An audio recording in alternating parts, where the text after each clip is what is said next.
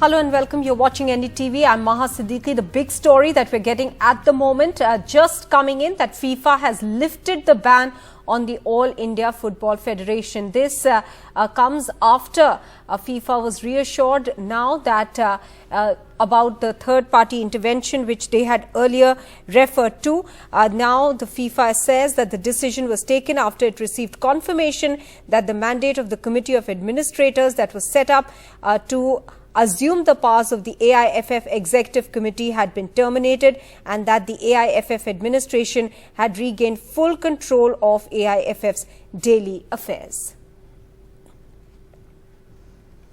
So FIFA has lifted the ban then on AIFF, that is the All India Football Federation, which they had earlier imposed because of undue third-party influence, is what they had said. The statement from FIFA further says that FIFA and AFC will continue to monitor the situation and will support the AIFF in organizing its elections in a timely manner. As a consequence, the FIFA Under-17 Women's World Cup 2022, scheduled to take place on 11 to 30th October 2022, will be held in India as planned. Remember, that was the big setback for India when FIFA had banned AIFF, that the Under-17 Women's World Cup would not be able to be held in India. But now FIFA is clearly putting out in its media release that as a consequence now, since the ban is lifted on the AIFF, the FIFA Under-17 Women's World Cup for this year, scheduled to take place in October from the 11th to the 30th, will indeed be held in India as per plans. Now, what the AIFF ban that has been lifted by FIFA has been because the FIFA has received confirmation that the mandate of COA that was set up to assume the powers of AIFF Executive Committee has been terminated. They are now saying that they will oversee the fact as to whether the elections are held in a timely manner now. Osama is joining us with more details on this. Osama, this will clearly come as a huge relief to the AIFF and to the country, as well as the embarrassment of not being able to hold the Under-17 Women's World Cup is now over. That's absolutely right, Maha. This decision, like you mentioned, has been taken after FIFA got the confirmation that the mandate of the Committee of the Administrators that was set up to assume the powers of the All India Football Federation Executive Committee has been terminated, and that the administration itself has got the full control, which was basically was going on for some time. In fact, remember, AIFF was banned by FIFA a week ago because of undue third-party influence, and to overturn this ban, FIFA overturning this ban means a lot for Indian football, especially for the Under-17 Women's World Cup, which was going to be held in October this year. This is the second Under-17 FIFA World Cup that is being held in India. The last time it was held was the men's boys Under-17 World Cup that was held earlier. So this indeed comes as a respite for Indian football and the AIFF. Also because the government had already announced, and especially the ministers and the Home Minister himself had earlier announced that India will be hosting the Under-17 World Cup, and FIFA banning AIFF would have meant that no competitions, no FIFA-affiliated competitions would have been held in India. India would have not been able to participate in any of the FIFA competitions. So this definitely comes as a respite for Indian football. Yes, absolutely, Osama, and thanks for joining us with those details. Let's move on now and get you some political stories. The Congress party has seen an exodus of leaders this year, but the resignation today was perhaps the biggest yet, that of Ghulam Nabi Azad. After months of voicing his discontent, veteran leader and former union minister Azad finally walked out of the party with a scathing resignation letter in which he unleashed a no-holds-barred attack on Rahul Gandhi, accusing him of political immaturity and blaming him for sidelining and insulting senior leaders. Azad may now form his own new party.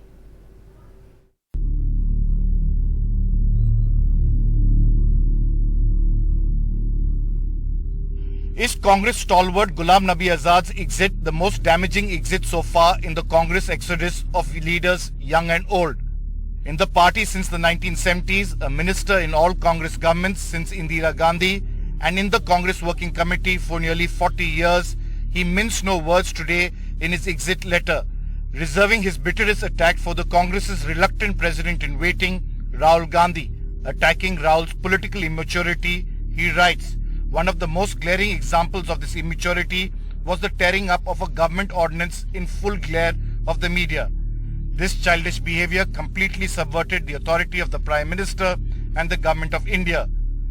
Since the 2019 elections, the situation in the party has only worsened. Rahul Gandhi stepped down in a huff, not before insulting all the senior party functionaries who gave their lives to the party.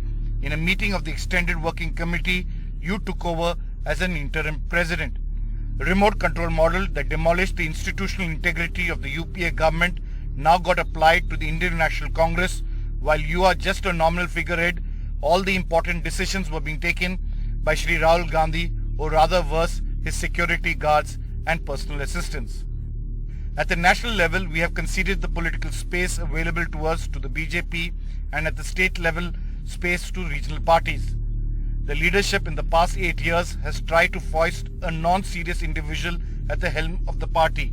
The entire organizational election process is a farce and a sham. Before starting the Bharat Jodo Yatra, the leadership should have undertaken a Congress Jodo exercise across the country.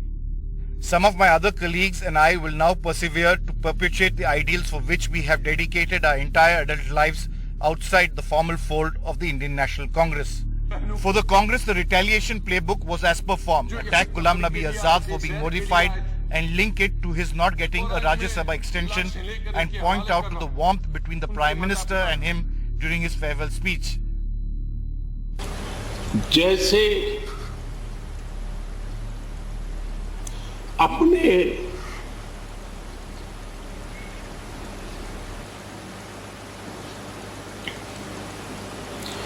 परिवार के सदस्य की चिंता करें,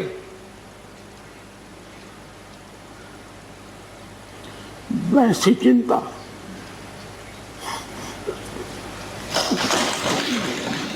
सत्ता जीवन में आती रहती है, लेकिन उसे कैसे पचाना,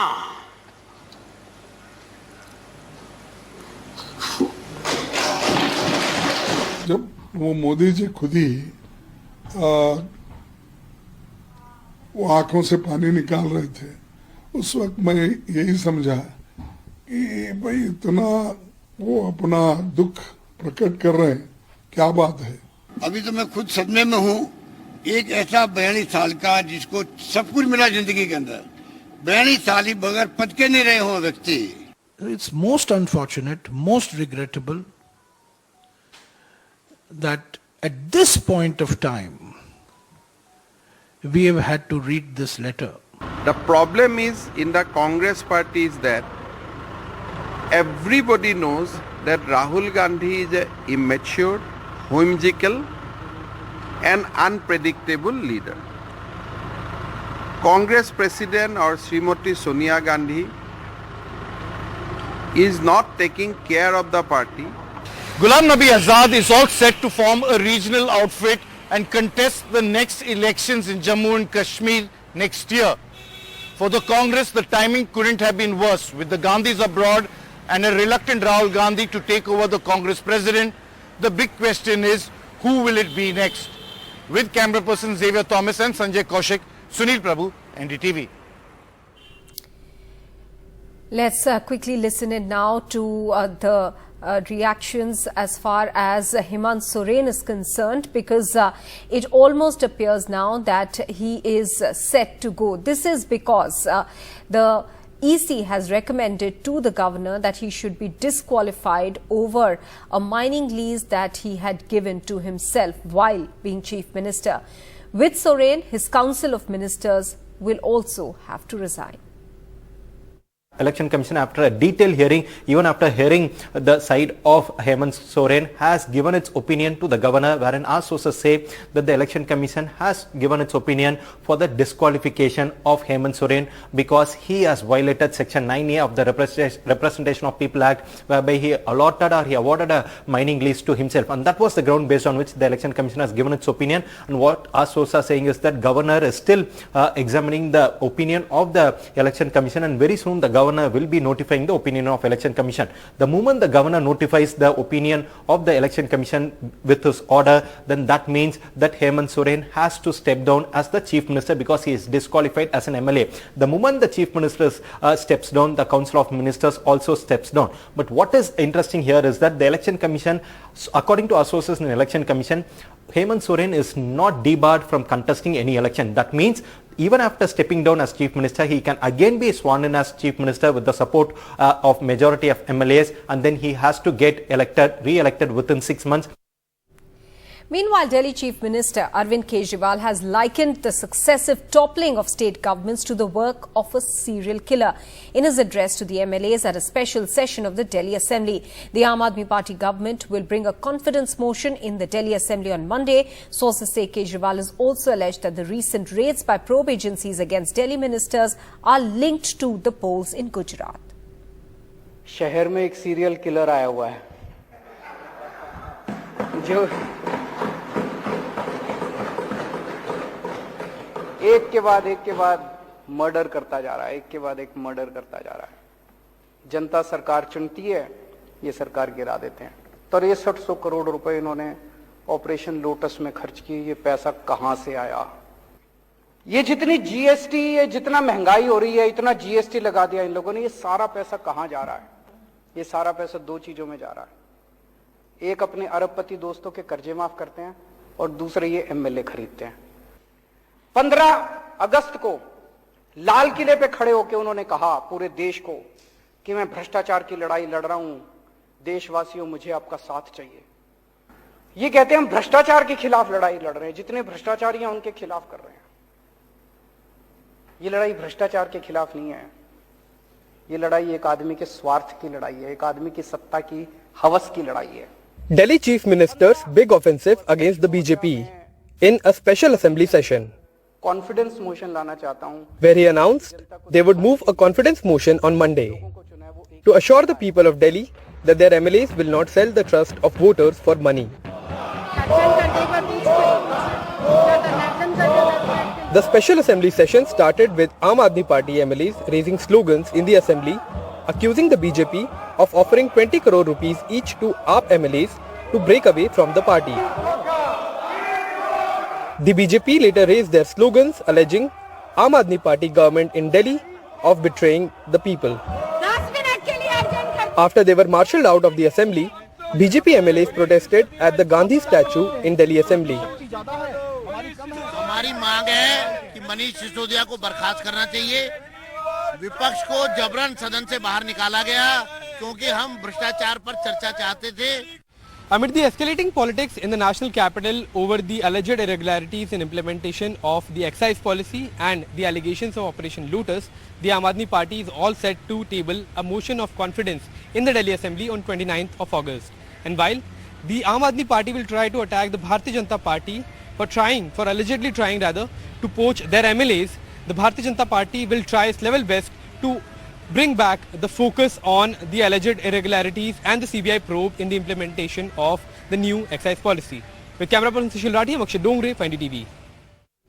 Meanwhile, the Aam Aadmi Party and BJP war also played out on Twitter today, with Kejriwal and Assam Chief Minister Himanta Biswa Sarma locking horns over education after reports that the Assam government was considering shutting down some schools where no students had passed. Ratandeep Chaudhary reports. You are running just 1200 schools and few mohalla clinics. We are running 2000 plus hospital. We are running 60,000, 50,000. मेरा एकदम हिसाब नहीं है, but I am sure that we are running more than 60,000 school. That model he can compare Delhi model versus Chandigarh model. He can compare Delhi model versus the Andaman model. But he should not bring this comparison. Assam Chief Minister Himanta Biswa Sarma's sharp retort to his Delhi counterpart and Aam Aadmi Party Supremo Arvind Kejriwal. After a series of tweets from Kejriwal on the Assam government's reported decision to close some schools over poor results, Sarma responded sharply, tweeting on Assam's achievements in both education and health, the Aam Aadmi Party's big talking points. Kejriwal's tweet to Sarma was rather diplomatic. In an attempt to position himself as a national leader, he said he did not want to point out flaws with the Assam government. We are all one nation. We have to learn from each other. Only then will India become the #1 country. I will come to Assam. Tell me when can I come? You should show your good work in the field of education. You come to Delhi, I will show you the progress made here. He tweeted in Hindi. With Ratnadeep Chaudhary in Assam, Bureau Report, NDTV. Let's turn our attention to some other news now. The murder case of actor and BJP leader Sonali Phogat's security camera footage has emerged from a Goa restaurant showing her staggering out while being unable to walk on her own. She is being helped by Sudhir Sangwan, one of her 2 associates arrested in the matter. The other, Sukhvinder Singh, was with them as they left the popular partying joint Curly's restaurant on Anjuna Beach for their hotel on Monday night. She was brought dead to St. Anthony's Hospital the next morning. Police also said that they have footage showing Sudhir Sangwan making Sonali Phogat forcibly drink water that had some obnoxious substance. The associates took her to the Hotel Grand Leonie, where all of them were staying before she died.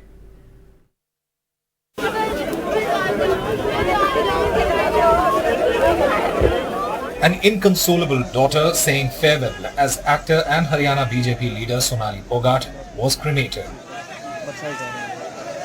A large number of people attended the last rites in Haryana's Hisar after the 43-year-old leader died under mysterious circumstances in Goa. And hours after her cremation, the Goa police, which was initially reluctant in even registering an FIR, revealed that Sonali Phogat was forcefully made to consume drugs. कोई obnoxious chemical मिला करके पिलाया, जिसके बाद victim अपने self में नहीं रह पाई. The family, which has all along been accusing that Sonali was killed, now say that they stand vindicated.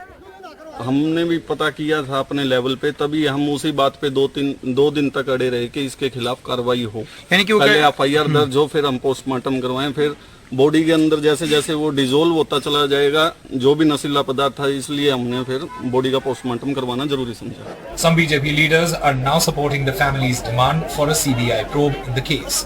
जो परिवार चाहता है सरकार को वो करना चाहिए. अगर वो CBI की मांग कर रहे हैं तो निसंदेह हर हालत में CBI की इंक्वायरी होनी चाहिए. The Goa police, which was initially reluctant to even register an FIR in the Sonali Phogat death case, now claims to have enough evidence that the 2 accused who have been booked in this case were seen forcefully getting Sonali consume some obnoxious substance or drugs. Now the family of Sonali Phogat here in Haryana's Hisar district believes that the Goa police will get to the bottom of the case and find out the real motivation and the reason for this murder. In Hisar, Mohammad Ghazali for NDTV. After 5 days of protests and disturbances in Hyderabad, Friday prayers passed off peacefully. Hyderabad Police Commissioner C.V. Anand spoke exclusively to NDTV's Uma Sudhir and said whoever uses inflammatory language, the police would act impartially in a very tough manner. This comes a day after controversial MLA Raja Singh was arrested by the city police and also protesters who raised slogans to behead Raja Singh. Afternoon prayers on Friday near the Charminar passed off peacefully. The heavy deployment of security forces ensured underlying tensions, if any, did not play out. For 5 days, old city areas have seen protests and disturbances after BJP MLA Raja Singh, now suspended from the party, put out a video that had derogatory content allegedly against Prophet Muhammad. His arrest and release on Tuesday only provoked more anger before he was sent to jail on Thursday evening, booked under the stringent provisions of the Preventive Detention Act. But we are planning certain actions against not only him but other people who have used threatening language and posted videos on social media. We have cautioned everyone and warned everyone that whoever it may be, if they use a situation to use inflammatory language, post inflammatory videos and other audio recordings and trying to spread hatred, then we will be acting impartially and in a very, very tough manner. Raja Singh himself right now in jail, but going to appeal in court against his arrest under the Preventive Detention Act. And we must also remember that he is somebody who is a member of the assembly, and Asaduddin Owaisi's party MIM has in fact appealed to the speaker that he must be suspended from the assembly as well. Not just in the old city, there has been a surcharged political atmosphere in Telangana with the police stopping state BJP chief Bandi Sanjay's Praja Sangrama Yatra, but the court gave it the go-ahead. The BJP hopes to end the third phase of the Yatra with a massive public meeting on Saturday. For the Hyderabad police, the next big security concern is to ensure Ganesh festival starting next week passes off peacefully. In Hyderabad, with camera person Nagaraju, Uma Sudhir, NDTV. Back on political parties promising freebies ahead of elections, the Supreme Court has asked a 3-judge bench to review a 2013 order that said such handouts are not a corrupt practice. Several political parties argued during hearings that these are not freebies but welfare measures for the public, and the court observed that the issues raised by parties require extensive hearing. The order was live streamed in a historic first to mark the outgoing Chief Justice of India NV Ramana's last day. The freebies case was among the 15 hearings streamed for the first time from the Chief Justice's court or the ceremonial bench. Now, Wall Street witnessed a sharp sell-off after Federal Reserve Chair Jeremy Powell's message to investors that the central bank will likely keep raising interest rates and leave them elevated for some time to battle inflation. Sakshi Bajaj gets us the details. Wall Street witnessed a sharp sell-off after the Federal Reserve Chair said the central bank won't back off in its fight against inflation at the Jackson Hole Economic Symposium. While the Fed chair reiterated that the central bank will continue to raise rates to subdue inflationary pressures, he also warned there may be some pain ahead as these measures take hold. The Federal Open Market Committee's overarching focus right now is to bring inflation back to the 2% goal, he stated, and also said that without price stability, the economy does not work for anyone. He also said the burden of high inflation is heaviest on those who are least able to bear it, and also reducing inflation is likely to require a sustained period of below-trend growth, and some softening of the labour market conditions is also likely, he said. The Fed chair said while these are the unfortunate costs of reducing inflation, a failure to restore price stability would mean far greater pain for all.